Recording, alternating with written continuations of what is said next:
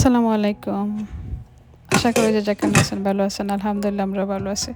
আজকে নতুন একটা ব্লগ নিয়ে হাজির হয়েছি। আশা করি আপনাদের ভালো লাগবে। আজকে হচ্ছে মেহমান আসবে, কী, কী রান্না করছি সেটা আপনাদের সাথে একটু শেয়ার করব। এই তো কী, কী রান্না করব সবকিছু বের করে রেখেছি। বাটা মাছ বের করেছি, বল মাছ বের করেছি, রুই মাছ বের করেছি। এই তো।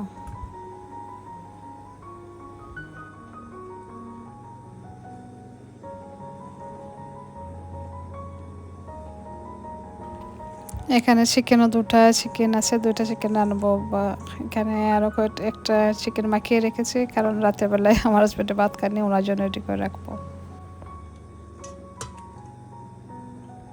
এখানে সবকিছু কেটে রেখেছি আমি, এখন সবকিছু বসিয়ে দিব। একসাথে যা পারি সবকিছু বসিয়ে দিয়েছি। এখানে গরুর মাংস ভুনা করেছি, একটা আলু দিয়ে রান্না করেছি, একটা বল মাছটা আলু দিয়ে রান্না করেছি। আর এখানে চিকেন বসিয়ে দিয়েছি। এখানে একটা কাণ্ড করে ফেলেছি আমি, এই লিডটা এত গরম হয়েছিল আমি না কিছু দিয়েই ধরে ফেলেছি। পরে সাথে ছেড়ে দিয়েছে। বললাম না যে সময় আমি কাজ করি এ সময় কোনো কিছু হুঁশ থাকে না। আমার কাছে মনে হয় কীভাবে আমি শেষ করব, কীভাবে শেষ করব। আর এটা যেন এত গরম হয়েছিল লিডটা সেটা আমার মনেই ছিল না। ধরে ফেলেছি, এই তো হয়ে গেল ১২টা বেজে গেল। হাতে তো ঠোসা উঠেই গেল। কাঁঠালের বিচি দিয়ে কাসকি মাছ রান্না করেছেন আমার শাশুড়ি ওনার বোনের জন্য। আসলে মেহমান কে আসবেন আপনাদেরকে বলাই হলো না। মেহমান আজ আসবেন আমার শাশুড়ির বোন, বোনের মেয়ে, ওনারা সবাই আসবেন। ওনারা অনেক দূরে থাকেন, অনেক দূরে না, প্রায় ১ ঘন্টা ১.৫ ঘন্টার মতো লেগে যায় আমাদের এখান থেকে।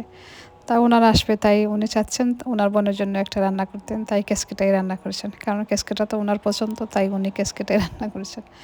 আসলে এত মজা হয়েছিল। ১ম এ আমি ভিডিও করতে ভুলে গিয়েছিলাম। পরে হঠাৎ মনে হয়েছে আমার শাশুড়ি বলছেন, "কি ভিডিও করবা নাকি তুমি?" আমাকে আপনার কারণ আমি একটু ভিডিও করি। কারণ ১ম থেকে হয় নাই, মাঝ থেকে ভিডিও করে ফেলেছি কি। কেসকি মাছ তো সবাই রান্না করেন জানেন। কে কি দিয়ে খান সেটা হচ্ছে গিয়ে বিষয়। কারণ আমারও সবকিছু দিয়ে কেসকি মাছটা খেতে ভালো লাগে। এই তো মোটামুটি আমার সব রান্নাটা হয়ে গেছে। দেখিয়ে দিলাম আপনাদের কি রান্না করছি। গল মাছ দিয়ে আলু দিয়ে রান্না করেছি। আর এই তো এটা তো দেখানোর বিষয় না, মেহমান আসলে তো সবাই রান্না করেন। বাট আমি যখন রান্না করেছি আপনার সাথে তো একটু শেয়ার করতেই হবে। এই বাটা মাছটা ভুনা করেছি টমেটো দিয়ে। এই হচ্ছে চিকেন, এটা রোস্টের মতো বানিয়েছি। আসলে আমি চিকেনটা ফ্রাই করিনি, এমনি আনা ফ্রাই রোস্টের মতো রান্না করে দিয়েছি। আসলে এত মজা হয়েছিল, শর্টকাটভাবে করেছি। ফ্রাই করতে গেলে অনেক সময় লেগে যায়।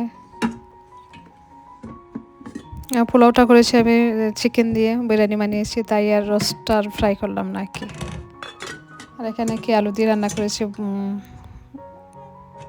গরুর মাংস, আসলে বলে যাই গো। এখানে একটা টক রান্না করেছি। আমাদের তো মেহমান আসলে টক একটা লাগবে। তাই টকও একটা রান্না করলাম টমেটো দিয়ে। সাথে দিয়েছি শুকনো বড়ই। আমাদের এখানে অরেঞ্জ লেবু যেটা আছে না সেটা অনেক টক হয়, এটাও দিয়ে দিলাম। এই তো আমার শাশুড়ির হাতে খেসকি, আসলে খাসকি মাছটা এত মজা হয়েছিল। আর সব কিছু শেষ, এখন আমি পোলাওটা বসিয়ে দিলাম। এই তো চিকেন রান্না করলাম পোলাওর জন্য।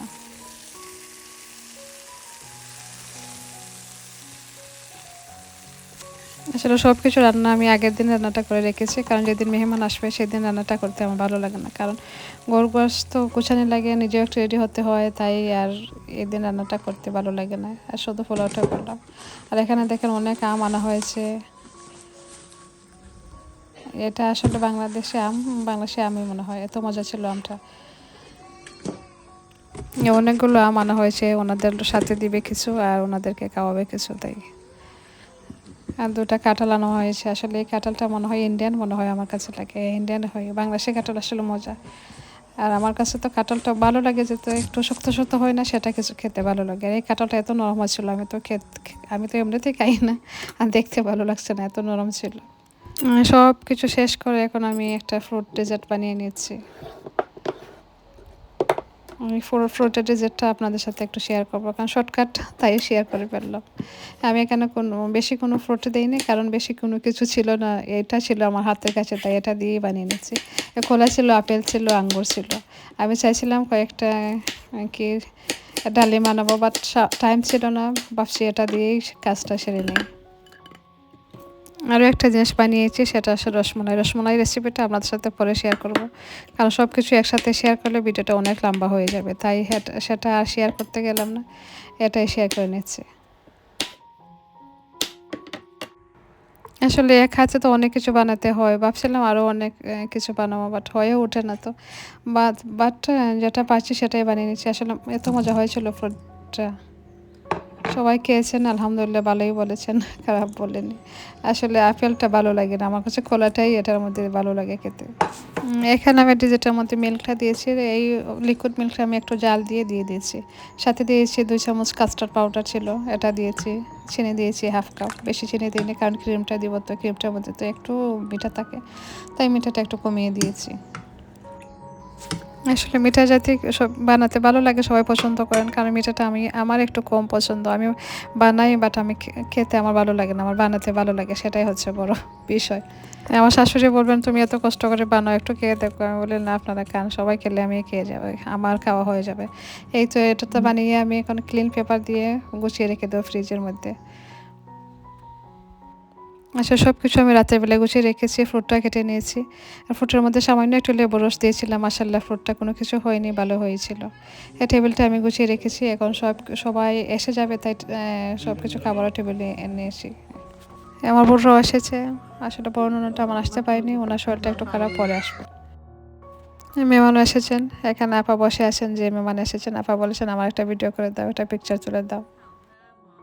আসলে উনি একজন এত ভালো মানুষ, আসলে এত মায়া করেন আমাকে, কি বলবো, ছোট বোনের মতন দেখে সব সময় আসেন আমাদের ঘরে, সব সময় আসেন, আমাকেও বলেন যাবার জন্য, বাট আমার তো যাওয়া হয়ে ওঠে না। এই থেকে সময়টা একটু দেখিয়ে দিলাম, আসলে এত সুন্দর হয়েছিল। আসলে ভিডিওটা দেখতে দেখতে শেষ প্রান্তে চলে এসেছি।